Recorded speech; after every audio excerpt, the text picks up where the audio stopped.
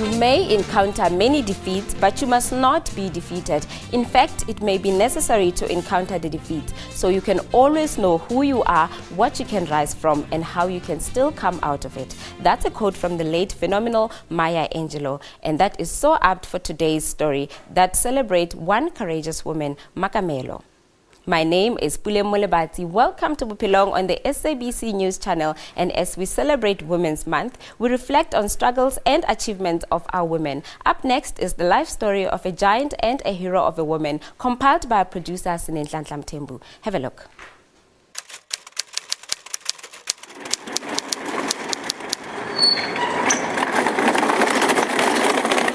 Some are sleeping, some are getting ready for work, and some are already heading to work. Ngifila uthi uNkulunkulu ahlale ancede uthi ngiphilele ingane zami zikhule zifunde zingazophila le nto engiphilile mina.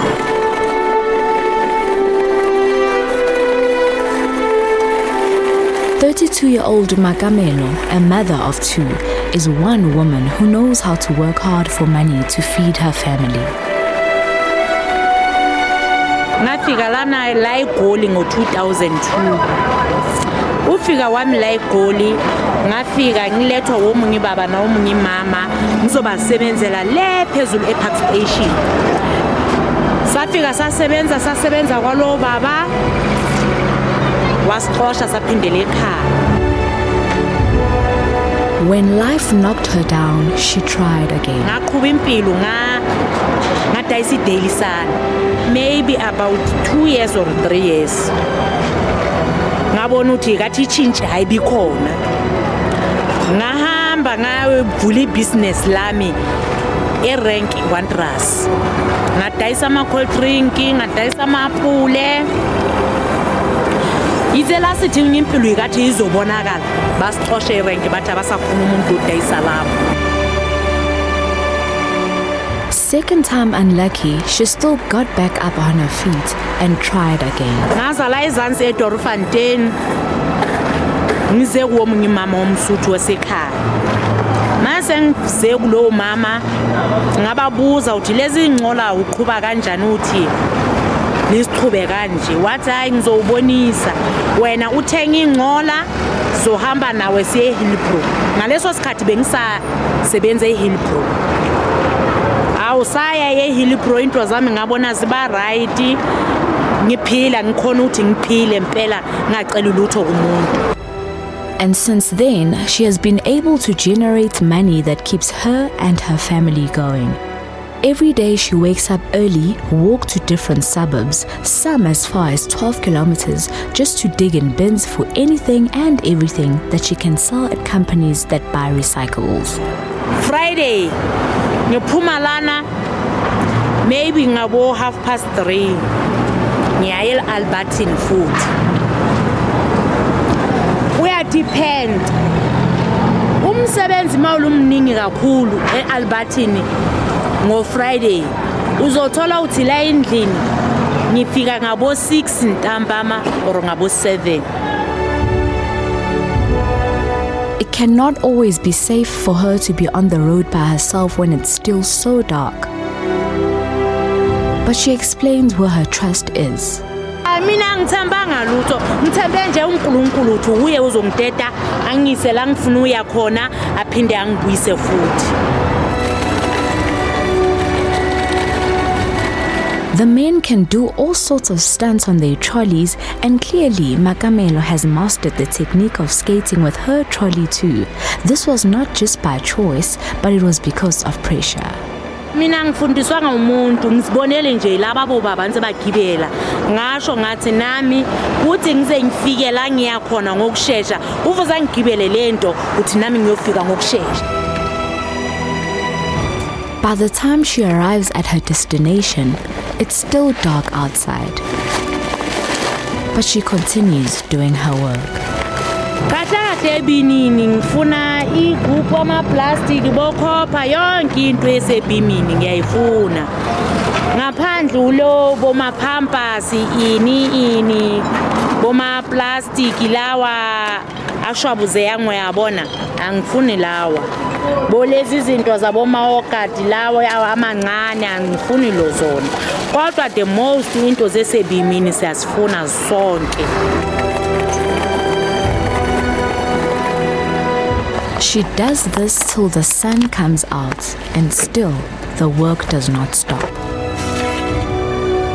And when others are driving to work and walking to school, she is already halfway done with her mission.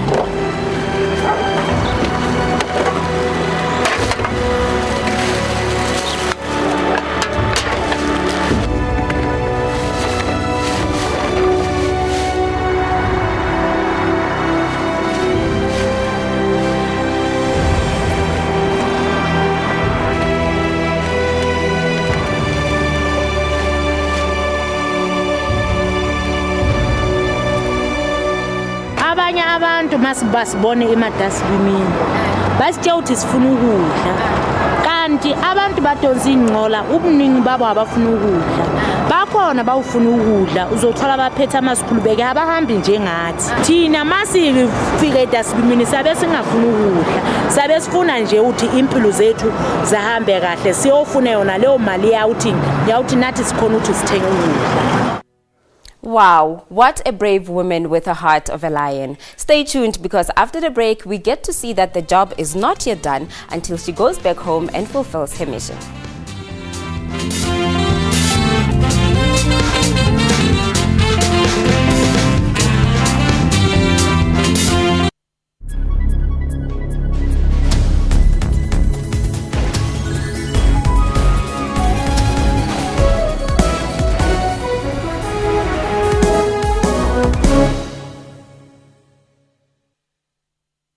SABC News seeks to be the biggest, the most extensive and diverse news organization on the continent. Our mission is to provide accurate and credible news and current affairs programming throughout the day. We are committed to covering every part of the continent. We reflect the world to Africa and Africa to the world. SABC News, Africa's news leader. Now available throughout the continent.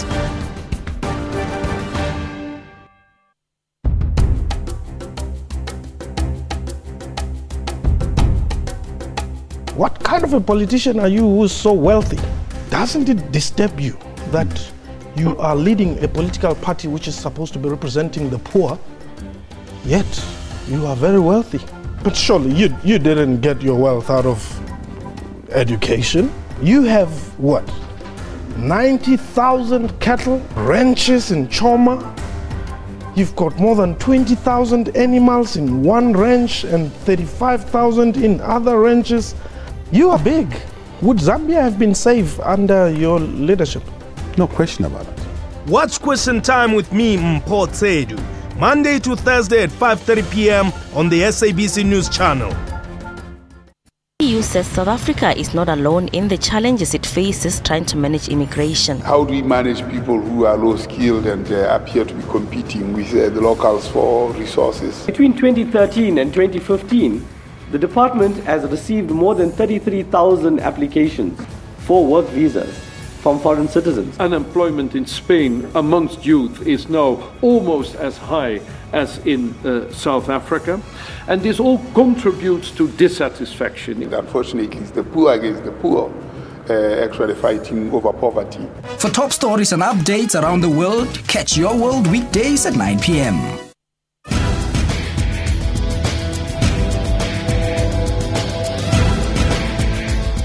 We live in a digital era, and the number of Africans with mobile phones is rapidly increasing. Twitter use is predominantly being done on smartphones. This is a very African phenomenon. Here, there are constantly new innovative ways to make the internet more affordable. With that, we're seeing protests against governments proposing methods to limit access. On Network, we give you information about all of this. We also have new computers, games and robots. Join Siphumelele Zondi on Network every Sunday at 19:30 CAT.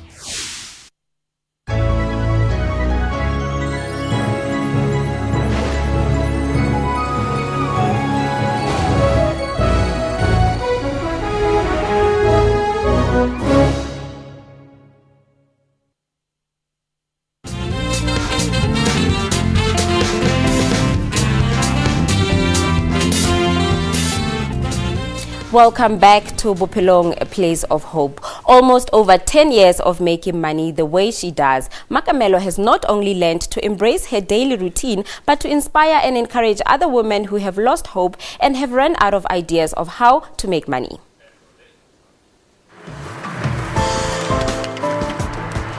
This is definitely not an easy job because of time and competition. If you wake up late, you don't collect enough recyclables and you make less money or no money at all. You even have to make sure that you're done and dusted by the time the dustbin collectors arrive. Difficult ngoba siyaxabana khona lapha emabimini uthola ukuthi abanye bayalimazana ngenxa yayo zona lezo zinto zezisifuna lapha.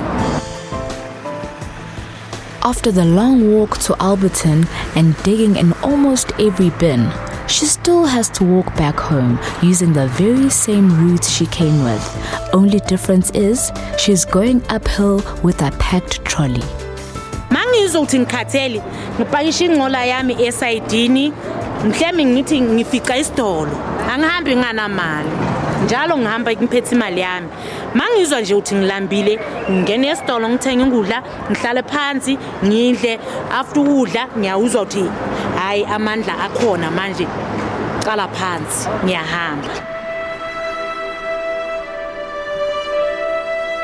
Nalokho uthi ngidabuke uthi why thina uNkulunkulu ayenze kanje uthi singaphumeleli njengabanye abantu empilweni zethu uthi sike siyeke uhlupheka njengoba kulinje.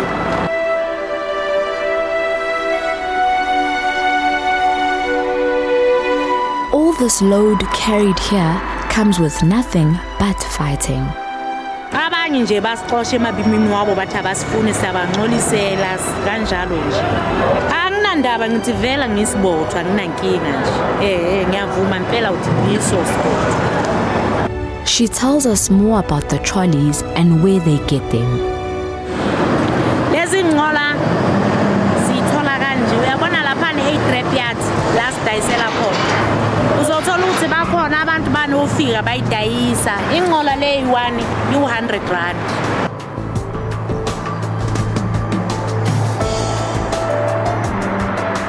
These trolleys make a lot of drivers mad for very obvious reasons. Abo driver bona bahlukeni. Bakhona basiphatha kahle. The most uyabona abelungu la estradeni basiphatha kahle kakhulu. Estradeni abo driver ukuningi babo abaningi bayastabukela. Abanye bathi sibahambisa kabuhlungu enasikhokhi uthi sihambe la estradeni. Omunye nje avele akuchayise nje ngamasibomu adlule ahamba. Sometimes they get questioned about their trolleys. Unothi sometimes masahamba la emgqakweni uthole uthi abantu babo Woolworths, babo Shoprite, babo Pick n Pay bayasiphuqa lezi ngcola.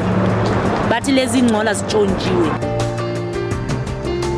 Abanye aba understand uthi lezi zinto sithengile thina asithina sitshontshileyo. Baya understand uzothola ukuthi omunye uyasibuza uthi mangihlangana nomuntu wesifazana kude kanje ngimuyehlisa umthwalo ngithi akayehlisa umthwalo wakho ngithi uzofika ngani la yakhona. Omunye avela uyeke asho uthi yes of course umsebenzi uyasiphuqa kodwa madodanani liyabona uthi lo muntu ukude kangakanani sizothi lento yakhe ayithwale ngani kuyalahla lapho. All of that does not discourage this courageous lady because her eyes are focused on one thing, to make her family happy. Mangihamba ngiyajabula nje ngijabulela ukuthi as long ingane zami lokho ezizothi ziyakufuna ngizokhona ukuthi ngibayenzele noma ngakhona ukuthi ngiyanelise lokho ebawufunayo kodwa nami ngihamba nje sekithi ngathi uNkulunkulu nami angambusisa ngaleli ngilanga ngithole impilo yami itshintshile udlula la. People can call you all sorts of names, but you can never be moved by such when you're focused on the prize. Yeah, we sabanye bayasibiza ibotho nje kodwa thina sibatshela ukuthi ya zibotho nje ngoba usibhekile kodwa thina siyawazi ukuthi azibotho siyawazi ukuthi la sifuna yini. Wow, a hero she is indeed. She may not have the most appealing job, but she surely is a breadwinner. Let's take a quick break. We'll be right back after this.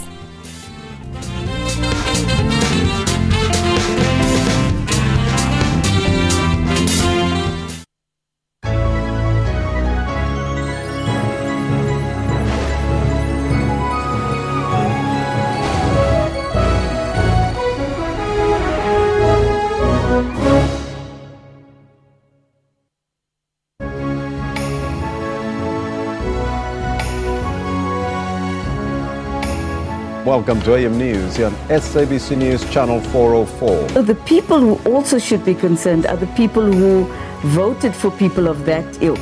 South Africa is indeed a unique country. And South Africa has a democracy that is very exceptional. If people want to change the rules, do it properly, do it within the context of the Rules Committee within Parliament. And when you shout, it doesn't mean people are listening to you. But there is a point of authority that must always prevail. The ANC is very determined. We will not allow South Africa's Parliament to be dragged down into the mud. And we will defend the Constitution and Parliament. I think our country is really being torn to pieces. And I think that the struggle for liberation didn't take place for people to play the fool like this in our country. That's AM News, daily at 10 a.m. on SABC News. SABC News seeks to be the biggest, the most extensive and diverse news organisation on the continent. Our mission is to provide accurate and credible news and current affairs programming throughout the day. We are committed to covering every part of the continent. We reflect the world to Africa and Africa to the world. SABC News, Africa's news leader. Now available throughout the continent.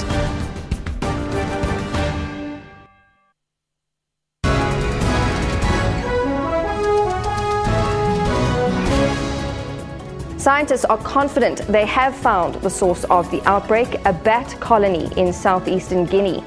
Meanwhile, a US drug manufacturer has announced that it has started clinical trials of an experimental Ebola vaccine. And this is the first examination in the country to have that high level of quality. And for us as the province to be number one is indeed exciting. Another test victory. Victory number 2 in this series, punched away for 4. Brent crude oil that we import for our fuel falling below $50 a barrel today. Now that's for the first time in about 5.5 years. The Lagos skyline is a static scene, but on the streets of Nigeria's capital, change is afoot. This is now Africa's biggest economy.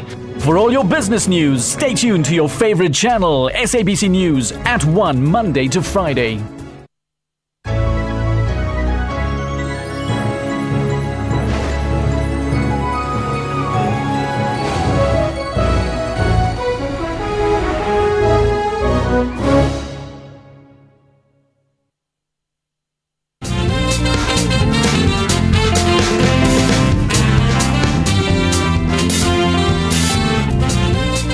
Welcome back. You're still watching Bophelong, a place of hope.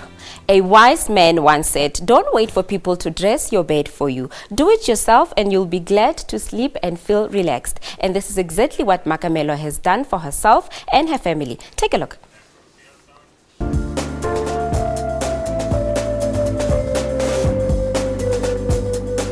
Now the real work begins, separating all the recyclables accordingly. There is no time to rest because businesses that buy the recyclables close too. Everything has to be done before end of business. Realize ngihlukanisa after uyihlukanisa ngihambe ngiye e-scrapyard. Mangifika e-scrapyard ngizokalisa after ukalisa phinde ngiyoqitha lezo zinto bangisayinele laphani mangificethe ukusayina laphani ngiphindele laphani emshinini la ngikalise khona bangiphi slip bangitshela ukuthi angihambe ngiyohola.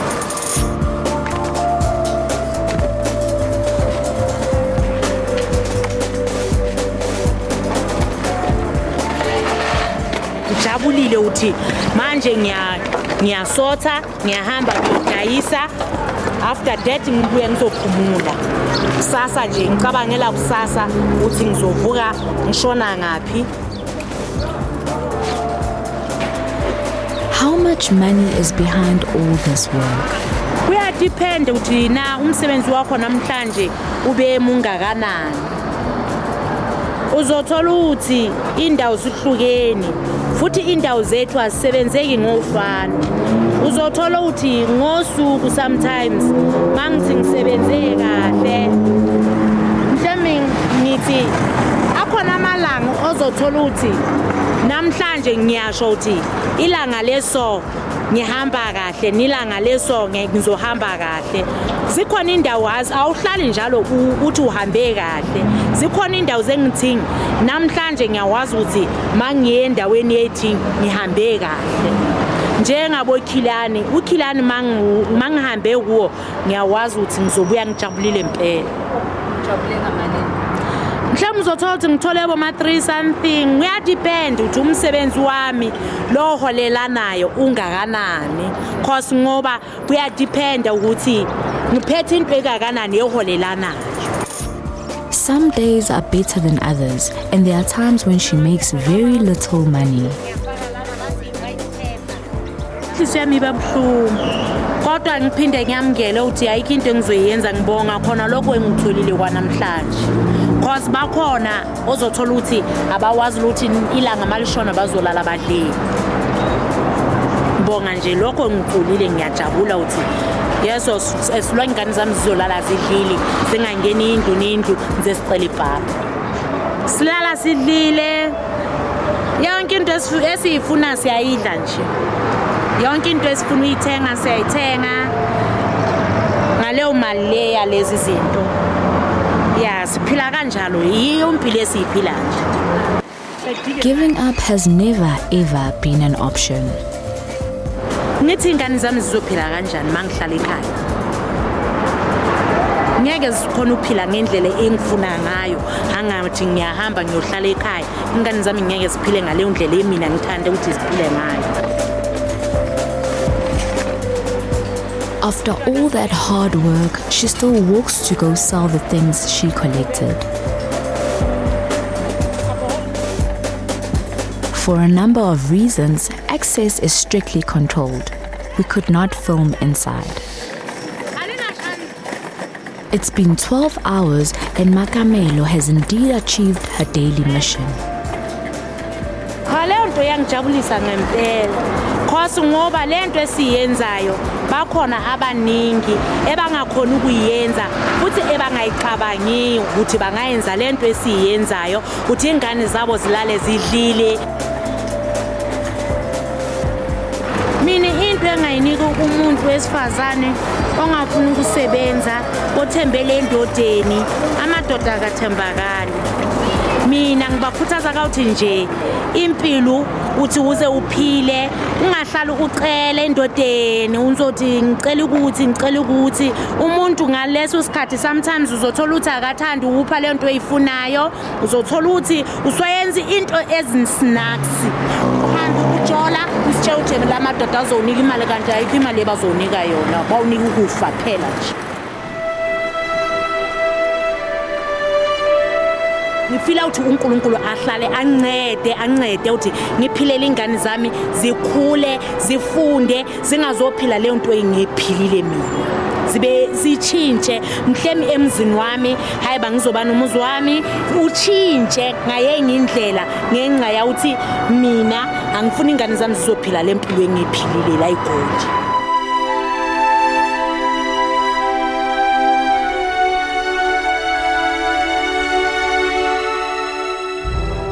She may not have the greatest job in the world or the best health to live with, but she works her hardest to put as much as she can on the table.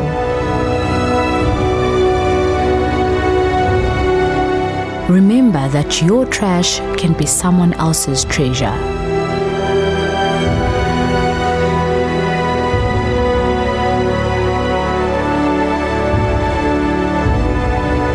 To her family and children, she is superwoman, a hero, an idol, and everything.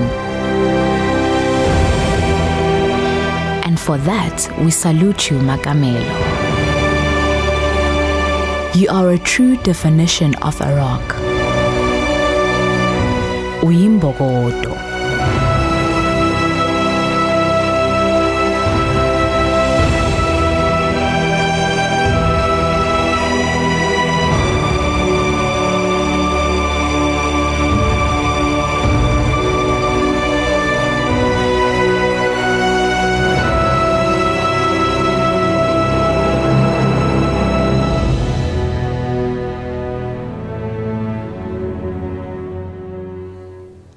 Well, you heard it from Makamelo herself. Don't wait for anyone to give you anything. Go out there and do the best you can for yourself and your family. Well, we hope you are feeling encouraged and wise and even more informed about the recycling business. To all the women out there, happy Women's Day. Remember that you are the fountain of life. You are a resilient river that travels long distance, carrying everything on your shoulders, but finally reaching her destination. From us here on Bophelong, it's a goodbye for now.